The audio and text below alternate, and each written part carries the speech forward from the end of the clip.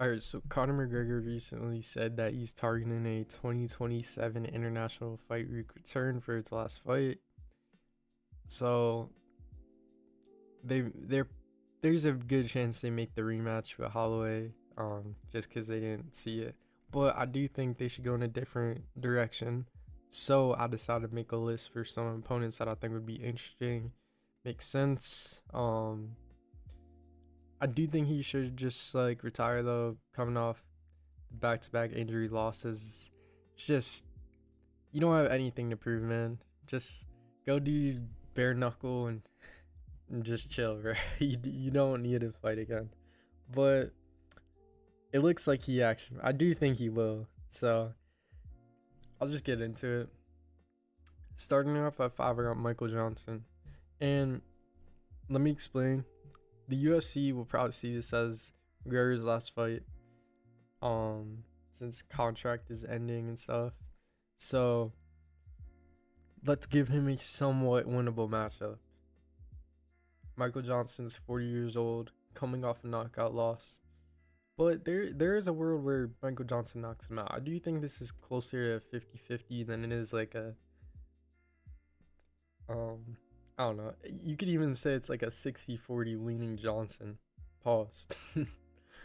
um I think a lot of people will only watch McGregor, like the casuals and stuff. So like I'm not saying I'm not a casual or anything, but it's just uh I'm talking about like the real casuals that only watch the main event when the super popular fighter is fighting. So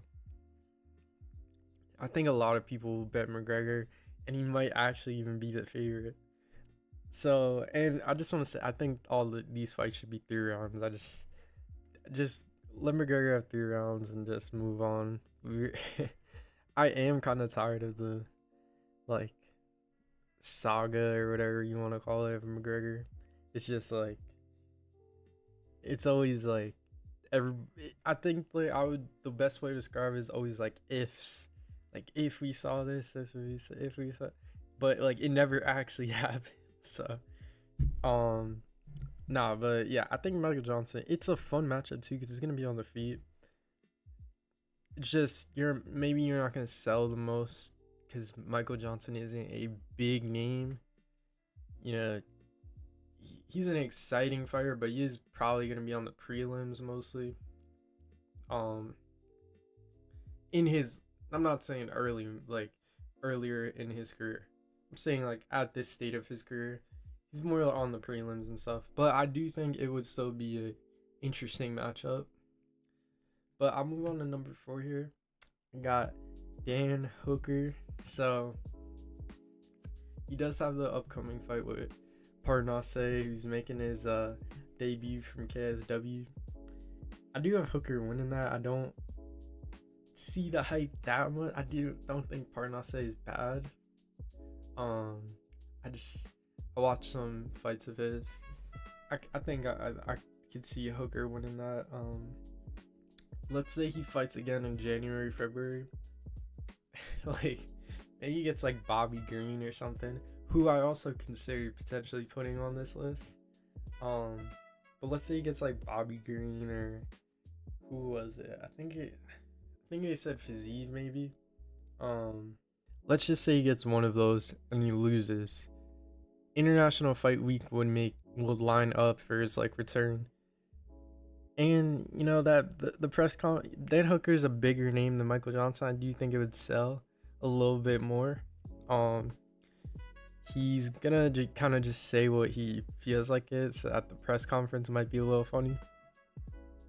Um, and you know Hooker can get hit a lot, but he also cracks dudes a lot. I'm kidding, but you know he hasn't had a finish since 2022 actually. So McGregor could definitely stay in that fight, assuming he doesn't get injured again. And I think they could just kind of have like a little brawl and just uh you know I mean I don't know if McGregor would try to get into a brawl, but I know Hooker would just try to get him up in his face and throw crazy. So I think it would be a pretty fun matchup. I think fans wouldn't be too mad about that. moving on to number 3, I do have Nate Diaz. Oh, I do have Nate Diaz. Yo, my computer's going crazy. Nate just lost to Mike Perry. I I heard a rumor, or I heard something on Twitter. He might have shit his pants. I don't know how true that is. Nah, I'm gonna say that's not true, but it's not out of the realm of possibilities. But the casual, like I was talking about the casual fans earlier, like the ones that only watch the main events, they're gonna glaze this fight. They're gonna be like, "Yo, this is the best fight ever. This is like, oh my god." Like, no, this could potentially be one of the lowest level fights ever. Cause like, they're both washed. They're probably both gonna gas out by like round 2. It's like you gotta like remember the by 2027 when that comes, their last 2 fights would have been 11 years ago. Just think about 11 years ago. Um, so it's just I do know Nate Diaz is like, I think the MVP contract was just a 1 fight contract, so I don't know if he's still in that. Um, I saw MVP just merge with PFL, or they're doing like a, I don't know, something like that.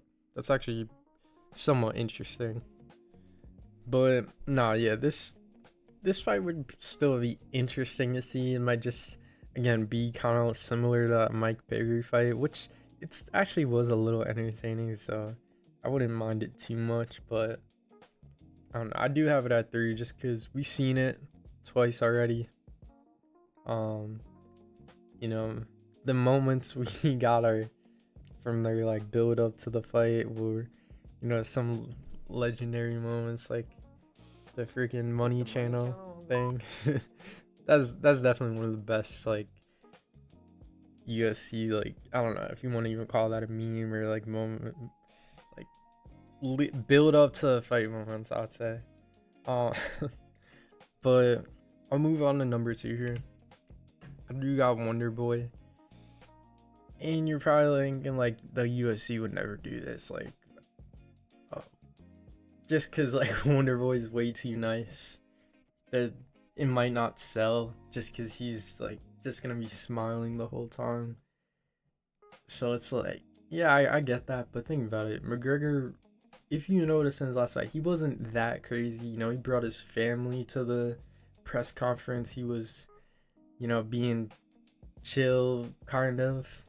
Um, so I don't know. I just think the UFC could be like, let's focus on the actual matchup instead of that press conference. Because think about it, they both fight very similar. Wide stance, low hands, bunch of kicks. Bro, that'd be a really fun matchup to see. And Wonder Boy can get cracked. Pause. Got flatlined by Buckley. Not saying McGregor. Well, McGregor. I want to see how that left hand, like the power was, how it looks. But I do think McGregor would try to find that to chin Wonder Boy. I'd still lean Wonder Boy in this fight though. Even though he is on the brink of retirement, I still think I just think he's a little more, not a little more. I think he's a lot. I think he's training every day. He's like teaching classes and stuff. So I don't know. I just think he's more active, like I said, about like some previous matchups. So I would lean Wonder Boy, but I do see a world where McGregor knocks him out. But I do have some honorable mentions. Michael Chandler. I feel bad for this guy. He's been chasing this fight for so long. He's probably not gonna get it. This is gonna be haunted by the call out. But he is coming off a bad loss that could just be like, you know what, screw it. Let's give the little guy his chance. Moving on to my next honorable mention, I do have Holloway. They could just be like, let's rebook it. It seemed like it was gonna do really well. I don't think they should do this. Holloway's the best fighter on this list currently and all time. But like he's still in some, like he's not, I don't want to say he's at his like peak prime. He's slightly declining, but he still can hang with like the top 5 guys. Like there's a world where he even gets gifted a title shot versus Gaethje, which as a Holloway fan, yeah, I would definitely take that. As a UFC like fan, that doesn't make any sense, but I think they should look in a different direction. And then my last honorable mention, I do have Colby Covington, just due to the press conference. He would say anything, like he doesn't give a fuck. He would definitely try to rage bait McGregor. Could definitely see like them actually just hating each other. Just the reason I didn't put him on my list is just due to like the stylistic wise. Kobe could try to take it down to the ground, and I just, nobody wants to see that. We want a full stand up fight. So these are my honorable mentions. But moving on to number one, got Street Jesus. So let me just explain. This is like, I would say a 50-50 matchup, I think, in my opinion. I would still lean Jorge slightly, but I do think it's really close.